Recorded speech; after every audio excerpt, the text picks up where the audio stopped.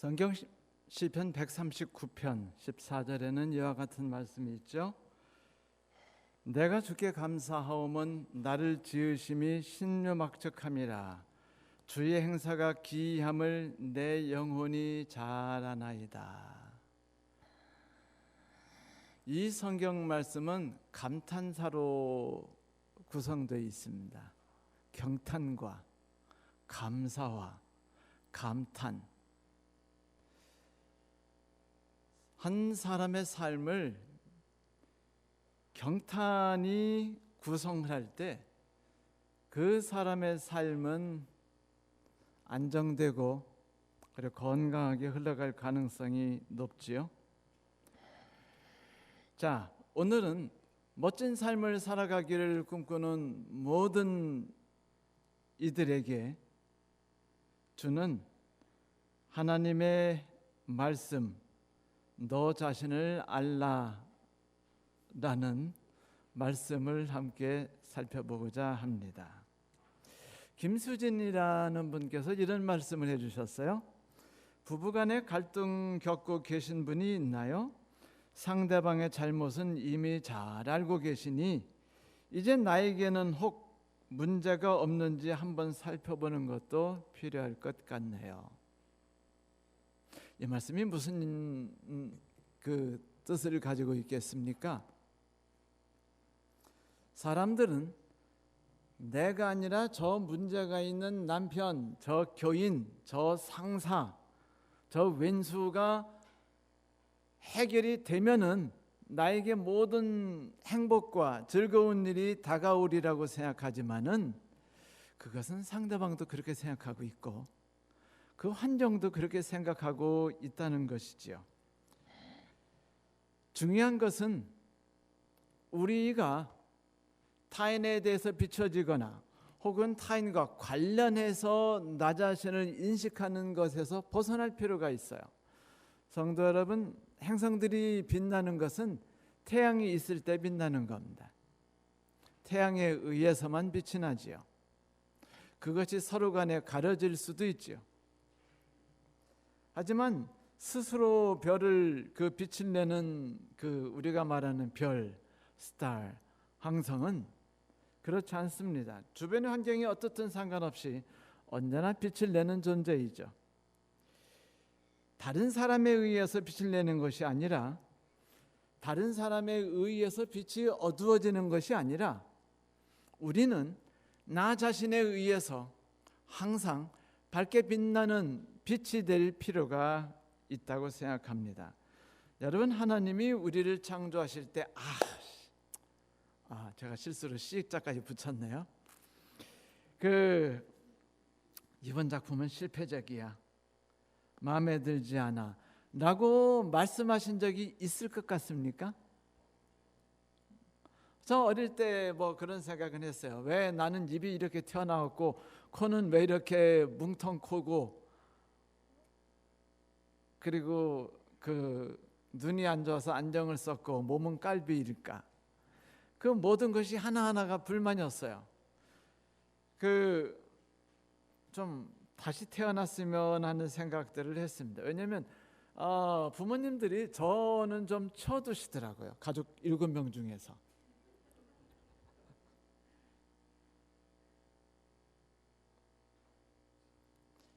그런데 성경 창세기 2장 31절에 보니까 우리의 이 같은 생각들에 대해서 대놓고 반발하는 하나님의 말씀이 있었어요. 하나님께서 기분 나쁘다고 말씀하시는 거죠. 뭐라고 말씀하셨냐면 하나님이 그 지으신 모든 것을 보시니 보시기에 심히 좋았더라. 저녁이 되니 고 아침이 되니 이는 6째 날이라. 그 심히 좋았다고 하신 그날에 바로 내가 태어났어요. 내가 있었기 때문에 이 지구가 아름답고 지구와 내가 함께 있기 때문에 하나님께서 만족해 하셨다는 것은 그것은 하나님이 나를 만드신 상태로 그냥 끝내버리시는 존재가 내가 아니라는 것을 의미하기도 하는 겁니다. 하나님과 나와 지구는 삼위일체예요. 우리가 서로를 돕고 서로를 의지하고 서로에게 격려받으면서 서로를 생각하고 사랑하면서 살아가게 돼 있죠. 어떤 분이 이런 이야기를 하신 적이 있어요. 내가 사람을 사랑하기 시작하면서 비로소 내 안에 사랑이 들어오기 시작한다. 사랑이라는 것이 없다는 거예요. 내 안에 풍성하게 있지 않다는 겁니다. 누군가를 사랑하려고 하고 각오를 하고 행위를 시작하면서 비로소 내 안에 사랑이라는 것이 고이기 시작한다고 그분이 이야기를 하셨어요. 우리는 나 개인이 어떠함과 그리고 우리가 함께 어떠함에 의해서 우리 자신이 가치를 빛내고 그리고 그 정체성과 태어난 목적에 맞추어서 멋지게 살아갈 수 있는 권리와 자격을 받고 태어난 사람들입니다. 여기에 대해 하나님께 감사드리죠. 그런데 우리가 하나님께 감사드리는 대신에 말하기를 진짜 나 마음에 안 들어. 왜 하나님께서 나 같은 사람을 이렇게 만드셨을까라든지 마음에 안 들어. 왜 남편을 저따구로 만드셔서 나하고 만나게 하셨을까라든지 이런 생각을 하게 된다면요, 그 순간 우리는 마음속에 어떤 것을 인정하고 들어가는 거냐면 하나님께서는 부실하신 창조주시다. 맨날 실패하셔가지고 그 성공률이 별로 높지 않다 라고 인정하는 것밖에 안 돼요. 그렇게 되면 괜히 찝찝해지죠. 그죠? 예수 믿고 싶다는 생각도 사라질 수도 있어요.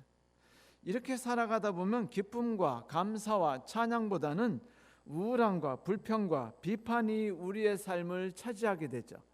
그것이 차지한 상태에서 우리는 주변 사람들에게 하나님을 전할 수 없어요.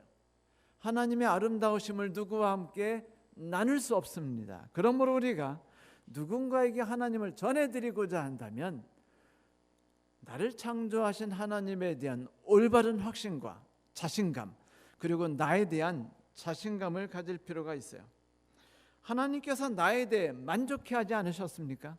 그런데 만일 하나님께서 만족하신 나에 대해서 내가 존중하거나 만족하지 않는다면요, 그리고 나 자신의 가치를 다른 사람들이 보는 것에 의해서 결정되는 그런 행성처럼 스스로 빛내지 못하는 발광하지 못하는 행성처럼 우리가 살아간다면요, 우리는 그 순간부터 거짓 존재가 되기 시작합니다. 여러분 생각해 보세요. 텔레비전이 있는데 그 텔레비전을 딱 보고서 이게 뭐 때문에 만들어진 건가? 그러고서 그거를 눕혀가지고 평평하다고 눕혀서 식탁으로 쓰려고 해놓는다면 불편하시겠어요? 아니면 편하시겠습니까? 불편하죠. 그리고 말하는 겁니다. 왜 이렇게 그냥 짜증나게 이렇게 형편없이 만들어진 거야? 불편해. 안전하지 못해. 마음에 안 들어. 없애버리고 싶어. 이런 마음이 우리의 마음 가운데 들고 있다면요, 이유는 한 가지라고 하나님이 말씀하십니다. 내가 너를 창조한 대로 네가 움직여지지 않고 있구나. 아니, 구두칼로 만들어진 그 예술품을 할머니께서 만드신 것을 주걱으로 쓰려고 그러면은요, 이미 그때부터 뭔가가 그 핀트가 안 맞는 거예요. 제대로 돌아갈 수가 없지요. 사람은요, 그렇습니다. 하나님께서 만드신 바대로 함께 어울려 사는 것을 잃어버리고 시작하면서 외로움을 느끼고요, 갈등을 느끼고 두려움을 느끼고 그리고 우염을 느끼기 시작해요. 분노감을 느끼기 시작합니다. 그렇게 되면 이 억눌리는 정신에 대해서 반발하고자 하는 이렇게 반탄력이 몸에서 생겨납니다. 그러면은 그 반탄력으로 우리가 무슨 욕심을 갖게 되냐면 나 자신을 인정받아야 떠야 되겠다. 돈을 벌여야겠다. 아니면 지위를 얻어서, 높은 지위를 얻어서 쟤네들이 나를 우러러보게 만들어야겠다. 그래서 어떤 단체에 들어가고 싶죠. 뭔가 막 과소비를 해가지고 물건을 사가지고 이렇게 입고 다니면 사람들이 날 보면서 아르마니네 라고 말하는 소리를 듣고 지나가면서 그래 나는 이런 존재야 라고 자존심, 자기에 대한 자신감을 갖게 되는 것, 이렇게 영원히 내가 아닌 다른 것을 가지고서 있거나 나를 들고서 나 자신인 것처럼 착각하고 살아가고자 하는 욕망이 생긴다는 거예요. 반발작용으로. 내가 누군지가 중요하지 않아요.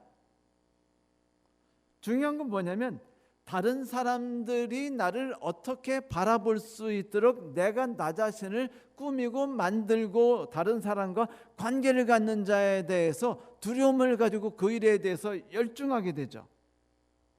그거는 나로 하여금 착각 속에 빠지게 됩니다. 그리고 떠다니는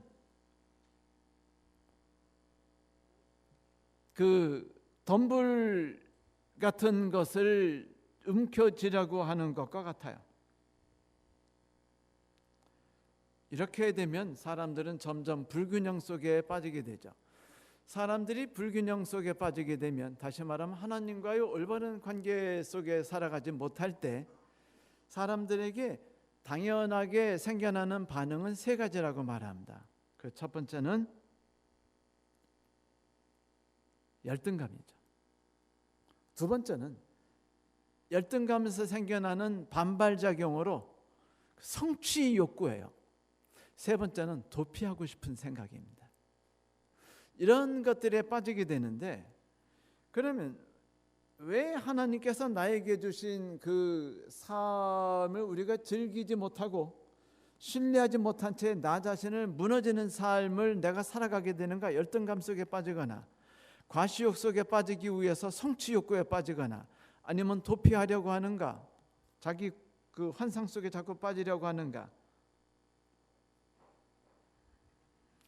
이솝은 재미난 이야기를 해주었어요. 하루는 여우 아저씨가 두루미 아가씨를 초대했죠. 차려보고 싶어서 초대했습니다. 어떤 음식을 준비할까 고민하다가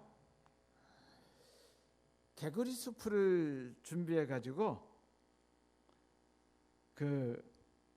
아주 예쁜 비싼 접시에다가 그 숲을 쫙 담아가지고 이제 그 두루미 아가씨에게 제공해 준 거예요.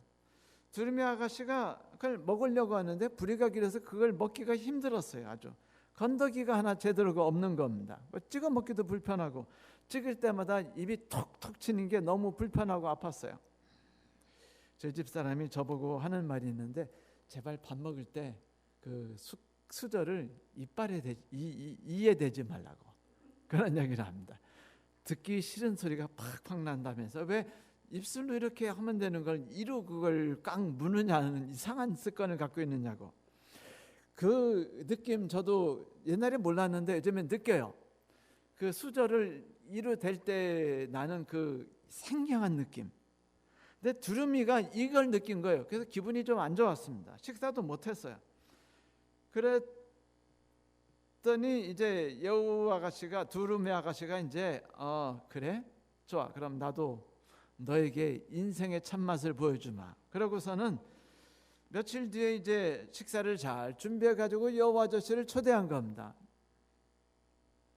여우 아저씨보다 좀 더 그 음식이 좀 나았어요. 왜냐하면 포도즙도 들어 있었거든요. 그래가지고 맛있는 음식과 숲과 그리고 포도주를 딱 담았는데 이 모든 것을 호리병에다 다 담아놓은 거예요. 여우 아저씨가 이걸 먹으려고 하는데 젓가락 숟가락으로 아무래도 먹을 수가 없자 여우 아저씨가 짜증이 났습니다. 여기까지는 우리가 잘 아는 이야기죠. 두루미가 이야기합니다. 여우 아저씨 식사 대접에 대해서 미안하다는 얘기는 하고 싶지 않아요. 가는 정이 고와야 오는 정도 곱죠 라고 말했습니다. 그런데 여러분, 이 교훈 속에서 우리가 뭐를 배울 수 있는 줄 아세요? 사람들은 자기가 가지고 있는 주관과 간섭을 기준으로 다른 사람들을 판단한다는 것입니다. 내가 좋아하고 내가 가치가 있고 내가 올바르다고 생각하면 다른 사람이 그대로 행하지 않으면 어떻게 하는 거예요? 그건 나쁜 행동이에요. 예의 없는 행동입니다. 악한 행동이 되는 거예요. 그러니까 서로 간에 뭐 할 수밖에 없어요? 충돌할 수밖에 없습니다. 내가 하는 행동이 아무리 가치가 있는 행동이라도 상대방과 같이 만났을 때 충돌하고 부딪히거든요. 왜 그렇게 되느냐면 하나님께서 우리에게 말씀하시기를 나는 너만 창조하신 게 아니라 쟤도 창조하셨어 라는 사실을 우리가 자꾸 등한히 하게 되기 때문입니다. 나를 창조하셨고 쟤를 창조하셨다고 말씀하시는 건 나도 완벽한 존재고 쟤도 완벽한 존재라는 거예요. 물론 제가 지난번에 설교 말씀할 때 이렇게 말했죠. 이 세상에 완벽한 존재는 하나도 없다. 분한한 존재가 모여서 완벽함을 만드는 것뿐이다 라고 말씀드린 적이 있었죠. 기억나시죠? 네, 그러나 불완한 존재라고 해서 그것이 완벽하지 않은 건 아니에요. 모두가 다 그 자체로 하나님이 보실 때 완벽하다고 인정해 주셨거든요. 그래서 나도 불안하지만 완벽하고 너도 불안하지만 완벽해요. 그런데 우리는 뭐만 보냐면 나는 나에 대해서 볼 때는 완벽한 것을 보고 불안한 걸 안 보고 너에 대해서 볼 때는 불안한 걸 보고 완벽한 걸 안 보는 것뿐이죠. 이렇게 되면 갈등이 생겨요. 그리고 하나님에 대한 만족감과 감사함도 잃어버리기 시작합니다. 그러다 보니까 이 사람들에게 예외 없이 정신병이 다 갖고 있게 되는 겁니다. 어떤 분이 그 의학학회에서 강연하게 됐는데 그분이 이런 얘기 하셨어요. 스트레스와 그 영향에 대해 말씀하시면서 한 산업심리학자의 말에 의하면 그 인구의 95%가 6살이 되기 이전에 이미 열등감을 갖고 있습니다 라고 발표하셨어요.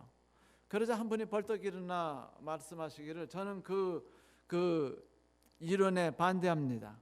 깜짝 놀라가지고 왜 반대하십니까? 그러니까 95%가 아니라 저는 100%가 열등감 속에 빠졌다고 생각합니다 라고 대답했어요.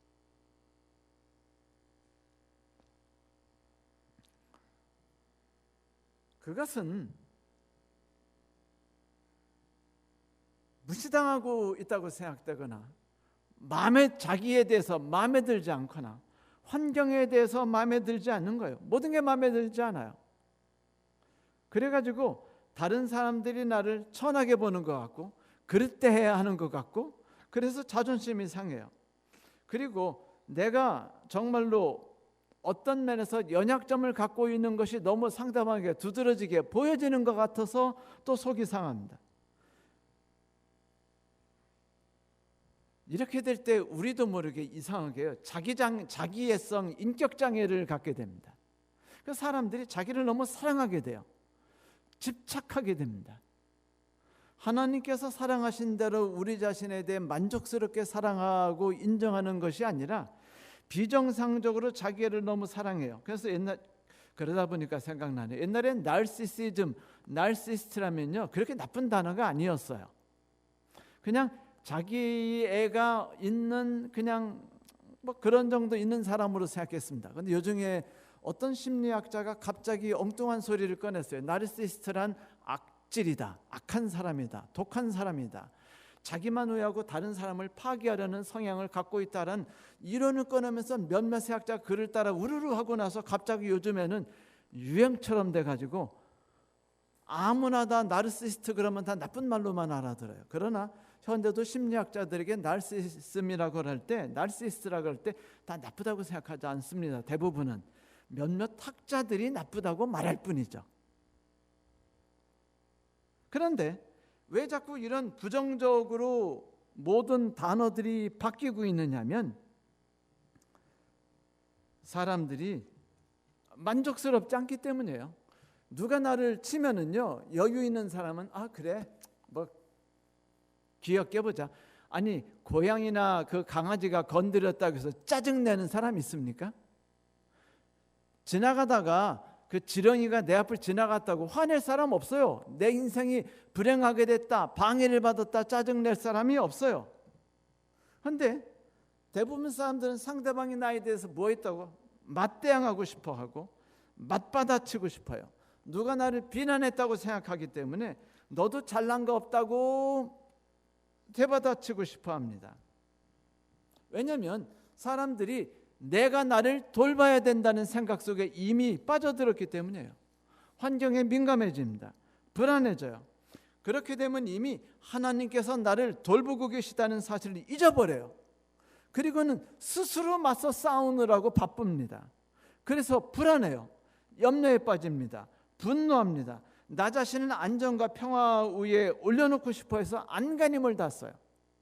그런데 신기하게 그러다 보면 하나님께서 점점 내게서 멀어진다는 것을 우리는 경험하게 되죠.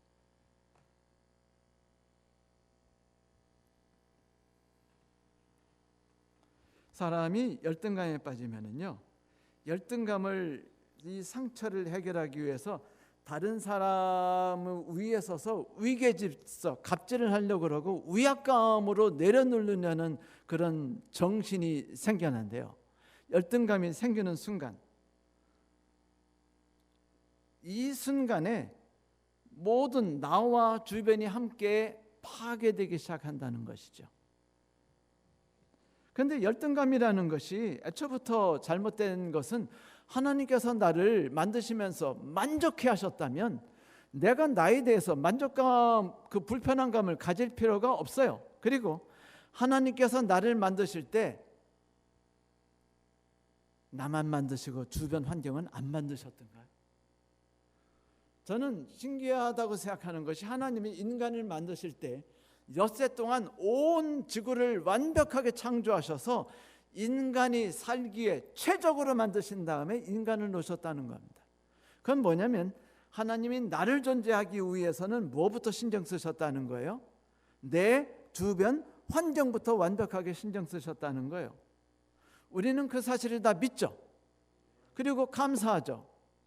그런데 이상하게도 우리는요, 그 사실을 자꾸 거부하고 싶어 합니다. 그래서 왼수 같은 남편, 저 악질 상사, 그리고 저 더러운 집사님이라고 자꾸 생각하게 돼요. 그건 뭐냐면 하나님이 나만 만드시고 환경은 안 만드셨다고 믿어버리는 것과 같아요. 그것은 나를 창조하시며 나를 보호하시고 운영하시고 인도하시는 하나님에 대해서 인정하지 않고 받아들이지 않으려는 것 같습니다. 그렇게 되면은요, 세상은 나 혼자 싸우게 되는 거예요. 그러니 맞받아칠 수밖에 없어요. 왜냐하면 두려움이 있기 때문입니다. 제가 어릴 때 친구들 앞에서 두려움이 별로 없었어요. 처음에는 두려웠죠. 겁쟁이였고. 근데 왜 두려움이 없어졌냐면 하루는 저를 때리는 아이를 보고 우리 형이 와서 막 사정없이 팼기 때문이에요. 그다음부터 저는 두려움이 싹 없어졌어요. 그래서 어떤 애들 앞에서 저는 당당했습니다. 내가 못생겼으면 어때? 내가 싸움을 할 줄 모르면 어때? 그래서 저는 싸움을 못하는 거에 대해서 두려움을 갖지 않았어요. 왜냐하면 언제든지 누가 어떻게 할 수 있기 때문에, 형이 와서 팰 수 있기 때문이죠. 그러다 보니까 자신감을 갖게 됐기 때문에 매사에 두려움이 없어지기 시작했습니다. 그래서 그런지 두려움이 없으니까 상대방에게 아부를 안 떨게 되고, 그리고 위축되지 않으니까 고등학교 졸업할 때까지 얻어맞고 산 적이 한 번도 없어요. 저처럼 좀 못생기고 깔비에다가 공부나 이런 데 여러 가지 문제가 있으면 왕따 되기 쉽지만 왕따도 안 당했습니다. 그거는 제 마음속에 한 가지 확신과 자신감 때문이었어요. 너희들 나 건드렸다간 박살 날 거야 라는 생각 하나 때문이었어요. 그거 저를 지탱했죠. 우리에게 오는 환경이 하나님께서 잡아주시는 것이라고 생각되면요, 사람들은 불안감에서 해방될 수 있습니다. 그러면요, 열등감에서도 해결할 수 있어요. 그러면 무언가 성취해가지고 나를 보호하거나 치장하려는 생각에서 벗어날 수 있습니다. 아니, 그래요. 버버리 입고 내가 포르쉐 타고 다니면 사람들이 내가 뭐 대단한 사람이라고 인정해 주실 줄 압니까? 아무도 인정하지 않아요. 그냥 나 같은 사람이 모여가지고 서로 위로하면서 우리는 대단한 사람이라고 서로 말할 뿐이지 실은 아무도 인정하지 않아서 그것들은 바람에 나는 겨와 같아요. 다 사라져 없어질 거에 불과하다는 사실을 우리는 잊지 말아야 됩니다. 성취 욕구가 먼저 하십니까? 지위를 얻으려고 그러고 무언가를 사가지고 그것으로 나 자신을 올려놓으려고 그러고 다른 사람 위에 올려놓으라고 하고 그러면 우리가 과소비에 빠지게 돼요. 그 다음에 과도하게 성취 욕구에 빠지게 됩니다. 이 두 가지가 열등감에 빠진 우리들로 하여금 아주 고통으로 또다시 악순환에 빠지게 하는 그런 중요한 문제가 됩니다. 그런데 명품이라고 하는 것으로 물건을 가득 채우고 집을 바꾸고 내가 좀 더 멋진 상류층 사회의 일원으로 들어간다고 해서 내가 바뀌는 건 아니에요. 나는 하나도 바뀌지 않았습니다. 뭐만 바뀌었을 뿐이죠? 주변 사람들이 나를 바라보는 것만 바뀌었을 뿐이에요. 그리고 내가 하나님에 대한 바라보는 것만 바뀌었을 뿐이에요. 나만 망한 겁니다. 그리고 세월이 지나면 그 모든 건 다 사라지고 남는 건 뭐만 남아요? 나만 남습니다. 마치 뭐 하듯이 까부르면은 키로 까부르면 겨가 다 날아가듯이 처음에는 내가 한 덩치가 이만한 줄 알았는데 키로 까불고 나니까 다 빠지고 나니까 요만큼밖에 안 남는 나를 발견할 수 있다는 겁니다. 그러면 또다시 우리가 슬픔에 빠지죠. 물론 우리가 성취 욕구를 거부해야 되는 건 아니에요. 하나님은 우리에게 모든 것을 성취할 수 있는 욕구를 주셨어요. 중요한 건 무슨 목적으로 성취 욕구를 이루려 하느냐입니다.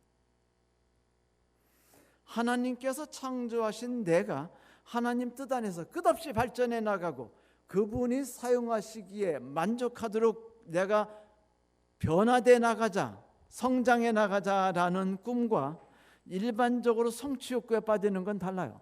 여러분, 해밍웨이라는 분이 자살하셨죠. 권총으로. 근데 사람들이 그분에 대해서 두 가지 생각을 가졌어요. 첫 번째는 와, 대단한 분. 그분은 글을 잘 써서 노벨상도 받았고 세계 최고로 인격, 존중과 사랑을 받는 사람이야 라고 생각했습니다. 또 다른 사람은 뭐라고 말했는 줄 아세요?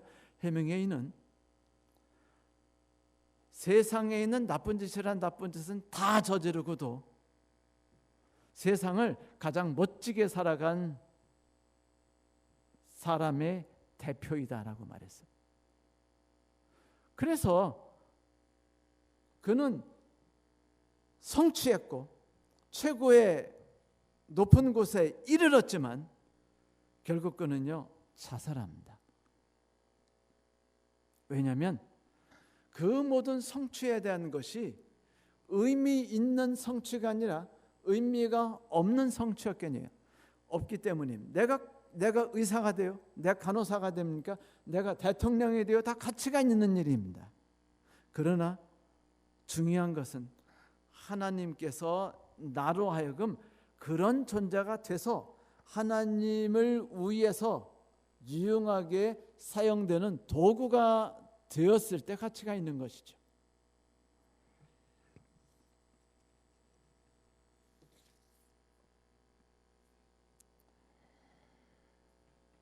도피하는 사람도 많아요. 어떤 분은 술을 도피제로 삼습니다. 일상의 스트레스에 완전히 지쳐가지고 시원하게 한 잔 들이키는 거야 라고 말하면서 도피합니다.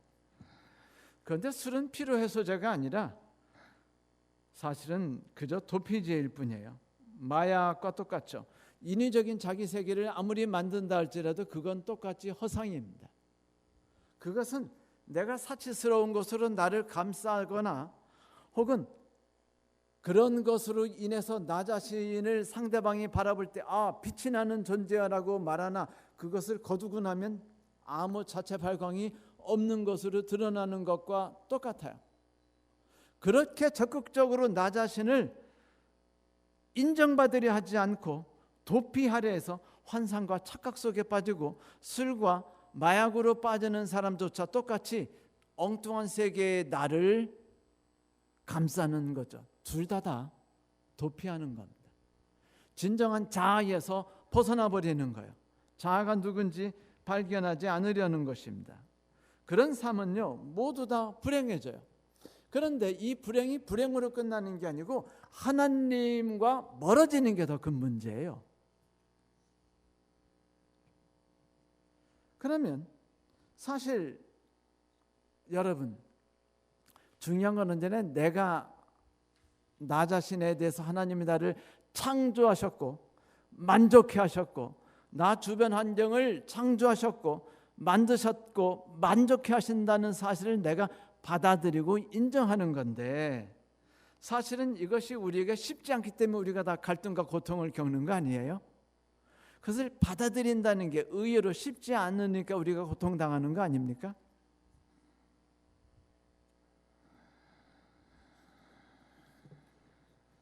그런데 여러분, 가만히 생각해 보면 하나님이 지금 우리 주변에 만드신 환경조차 우리가 십자가로 생각하고 눈물을 흘리면서 십자가로 가까이 가노니 가련한 이 몸이라고 억울해하면서 분통 터지며 노래 부르는 찬미로서 우리가 인생을 끝낼 것이 아니에요. 사실은 환경이라는 게. 여러분, 십자가로 나아간다는 것, 이것은 어쩌면 상당히 멋진 말입니다. 그것은 나쁜 환경이라는 걸 말하거든요. 그런데 그것이 슬픔을 말하는 것이 아니고 고난을 말하는 건 아닙니다. 제가 삼육학원에서 컨텐츠 부장으로 있을 때 그때 꽤 잘 나갔어요. 제 밑에 한 45명의 직원을 데리고 있었거든요. 그런데 제가 삼성하고 제휴연합해서 일을 한 적이 있어요. 그런데 삼성에서 미국의 액트4이라고 미국 외국어 교육위원회 언어 전문 교육과가 13,000명이 되는 거대한 조직체인데 대부분이 박사입니다. 근데 이들이 영어 교육을, 외국어 교육을 가르치기 위한 틀들을 만들고 시험제도를 만들었는데 삼성 크레딧에서 이것을 받아들였어요. 받아들여서 한국에 접목하려니까 한국인하고 미국에서 만든 완벽한 제도가 안 맞는 거예요. 그래가지고 이걸 어떻게 하면 한국인에게 적응해야 될까 고민하다가 방법은 만들었는데 방법을 어떻게 미국 액트4에 설득할 수가 없는 거예요. 왜냐하면 그분들은 다 세계 최고가는 석학들이었고 대단한 사람들이었기 때문이었어요. 그래서 그들이 팀장이 이제 언어교육학 교수인데 제휴된 저하고 저희 학원에 있는 교육학 박사하고 같이 불러서 4명이 미국으로 건너갔습니다. 4명이 미국으로 건너가는데 이미 거의 불가능하다는 것을 우리가 사실을 알고 갔어요. 그러니까 부담이 컸죠. 근데 저는 그때 미국으로 갈 때 매우 신이 났었어요. 왜냐하면 내가 목사인데 언어학도 잘 모르는데 내가 미국의 석학들을 만나서 그들을 설득하는 자리에 가게 됐어? 와, 대박이다. 이거 일기장에 기록했다가 아들한테 알려줘야지. 저 이런 생각으로 갔어요, 사실. 그런데 같이 가고 있던 삼성 관계자나 우리 박사들은 아주 두려움에 빠져서 갔어요. 왜냐하면 해결할 수가 없었기 때문입니다. 저는 신이 났죠. 즐거웠죠. 왜냐하면 이게 막 저를 위해서 주신 하나님이 주신 놀라운 기회처럼 느껴졌기 때문입니다. 그런데 가가지고 설득 작업에 들어갔는데 실제 미팅에 들어가가지고 뉴욕에서 아무리 설득해도 그들이 받아들이질 않는 겁니다. 우리가 준 모든 논리와 그거를. 근데 그때 이제 박사들이 다 설득을 끝내고 이제 목사인 제가 설득 작업에 마지막으로 들어갔죠. 왜냐하면 저도 부장이잖아요. 직함이. 그래서 제가 이제 통계 처리한 것을 가지고서 그들을 설득에 들어갔는데 신기한 거는 그 교수들이 저한테 설득당했어요. 그래가지고 한국에 맞도록 모든 시험제도를 다 바꿨습니다. 미국에서. 그래서 지금 우리나라에 있는 오픽 시험이 그게 바로 제가 그들을 설득해서 만든 시험제도로 바뀐 거예요. 원래 시험 제도가 지금 같은 제도가 아니었습니다. 그런데 제가 여러분께 말씀드렸듯이 여러분 제가 그 일을 맡았을 때 기뻐했을까요? 슬퍼했을까요? 기뻐했습니다. 전 이렇게 생각했어요. 아, 내가 드디어 인정받는구나. 내가 드디어 이런 직책을 갖게 됐구나. 아, 대단해. 이거를 내가 잘 해가지고 직책에 맞는 멋진 자가 돼야겠다라고 전 생각했지. 아, 재수 없어. 왜 나는 이렇게 어려운 일, 힘든 일을 맡게 된 거라고 생각하지 않았어요. 그런데 여러분, 만약 우리가 우리 앞에 던져진 환경들에 대해서 재수 없는 남편을 만났네, 그리고 재수 없는 직장 상사를 만났네, 재수 없는 집사님 때문에 아주 교회 다니기가 싫어, 이렇게 세상을 생각할 수 있지만 여러분 생각 한번 바꿔보시면 어때요? 그걸 직장이라고 생각해 보는 겁니다. 힘든 일일수록요 좋은 직장이에요. 그리고 높은 지위에 갈수록 책임이 높아지고, 그 더 어려운 일을 할수록 내가 스페셜리스트고 전문가라는 걸 말하는 거 아니에요? 그렇지 않습니까? 아무나에게 어린이 언어 장애를 교정하라고 말하겠어요, 정 집사님? 정 집사님이 그 직장을 가졌다는 건 정 집사님 자신에게 자부심이 있는 거 아니에요, 그죠? 내가 이 부분에 대한 자신이 있다. 맞아요. 우리는 어려운 일을 만날 때, 직장을 가질 때는 어려운 일을 만나서 어떤 직책을 가지면 행복해합니다. 기뻐하여, 아, 내가 인정받았어, 내가 이런 직업을 받게 됐어, 이런 직책을 맡게 됐어. 그거는 내게 주어진 환경이죠. 새로운 환경. 그리고 기뻐합니다. 그런데 왜 우리는 하나님께서 우리에게 주신 그 놀라운 새로운 직책에 대해서는 불편해하는지 모르겠어요. 생각을 바꿔보세요. 이렇게 저 왼수 덩어리 같은, 정말로 정남이 떨어지고 감정도 없고 가정에 대해 생각하지도 않고 이기심으로 똘똘 뭉친 저놈의 그 왼수 덩어리를 만난 건 내 직업이야. 하나님이 나를 높게 보셔가지고 나에게 위대한 직장을 주신 거야. 내가 맡은 일은 불가능한 일을 가능하게 만들 수 있도록 하나님이 특별 이름으로 만들어 주신 건데, 그거는 아내라는 것이야. 내가 이거 성공적으로 해가지고 내가 하나님께서 나를 믿고 신뢰하심으로 준 이 직책 멋지게 한번 만들어보자, 이렇게 생각할 수도 있는 겁니다. 그렇지 않습니까? 만약 우리가 그렇게 생각한다면요, 우리의 태도가 바뀔 수 있어요. 불만과 좌절과 밤을 새고 힘들어하고 고생하는 것과 이런 모든 것에서 우리가 해방할 수 있습니다. 뭐 하나 차이였죠? 인식 차이였어요. 직책에 대한 이해를 제대로 하지 않는다면 그 엄마 호랑이와 같은 일을 당하게 됩니다. 하루는 엄마 호랑이하고 이제 아들 호랑이하고 놀고 있었는데, 아들 호랑이가 갑자기 엄마하고 놀다가 엄마를 쳐다보면 뜬금없이 물었어요. 엄마, 응? 나 호랑이 맞아? 응, 너 내 호랑이지. 내가 낳은 새끼잖아. 호랑이 맞아. 근데 왜 난 강아지만도 못해? 난 왜 사냥도 못해? 그래, 설명해줬어. 네가 나이가 크고 오면 될 거야. 넌 지금은 연약해 보이지만 나중엔 강건해. 네가 코끼리보다 약하다고, 코뿔소보다 약하다고 겁날 거 없어.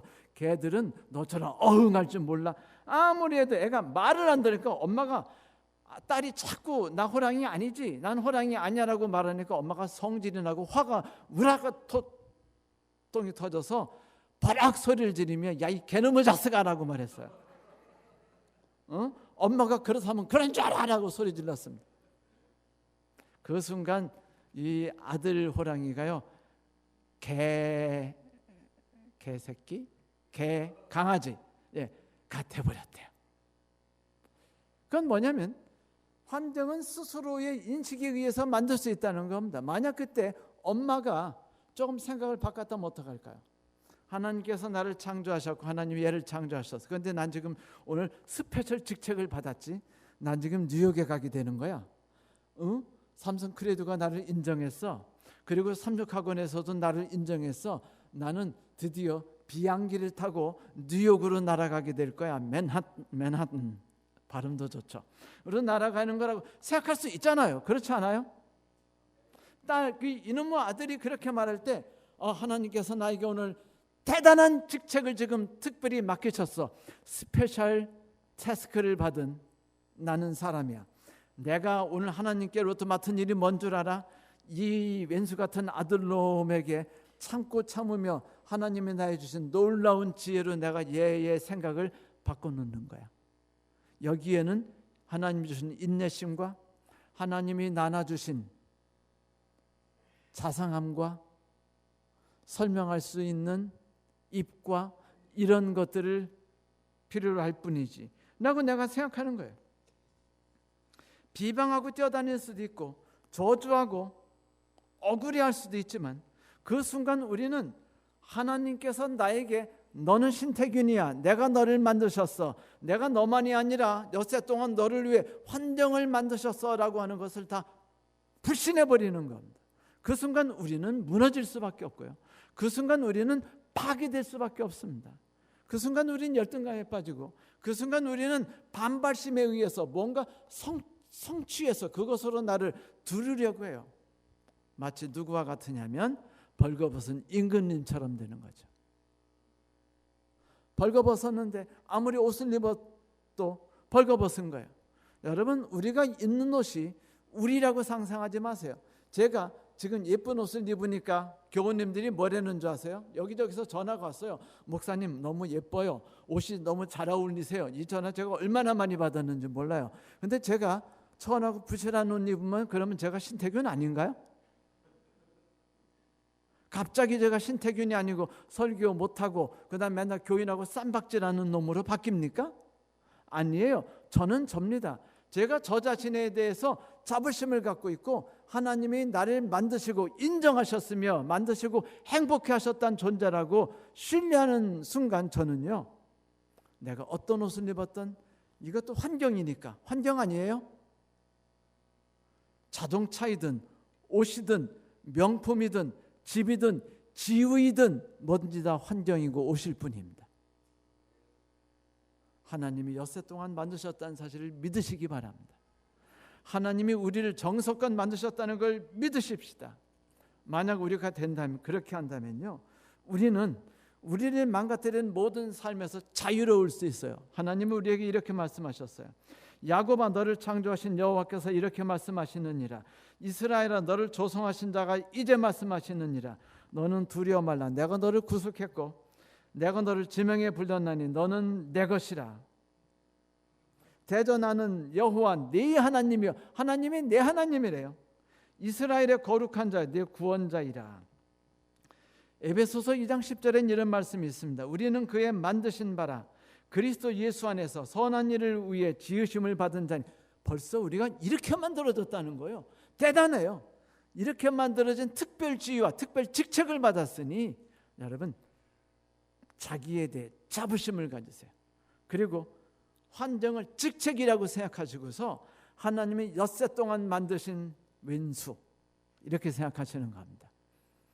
그걸 보며 하나님이 만족해하고 기뻐하시고 기대감이 넘치는 눈동자는 나를 보고 계셔. 저 환경을 하나님이 나에게 지배하라고 하셨지. 네, 그렇습니다. 성도 여러분, 하나님은요, 우리가 하나님께서 만드신 멋진 피조물이 되기를 바라십니다. 그분이 우리 안에서 자신 있게 거하시기를 바라셔요. 우리가 환경을 들여다보고 성질내지 말고 나 자신에 대해서 확신을 잃어버리지 않고 나는 하나님이 만드신 특별한 피조물이야. 난 위대한 존재야. 하나님이 나만이 아니라 내 환경까지 특별히 만들어주셨어. 미리. 저는 뭐 왼수도 엿새 동안 만드신 환경이지 라고 만약 믿는다면 비로소 우리의 삶에 생명의 강이 흐르게 될 겁니다. 생수가 하나님에게서 우리를 향해서 이웃에게 흘러가기 시작하고 우리는 하나님이 우리를 바라보시면서 만족해 하시고 그 기뻐하시는 멋진 존재가 되겠죠. 하나님의 은혜가 저와 여러분에게 가득하시길 바랍니다. 말씀을 마치겠습니다.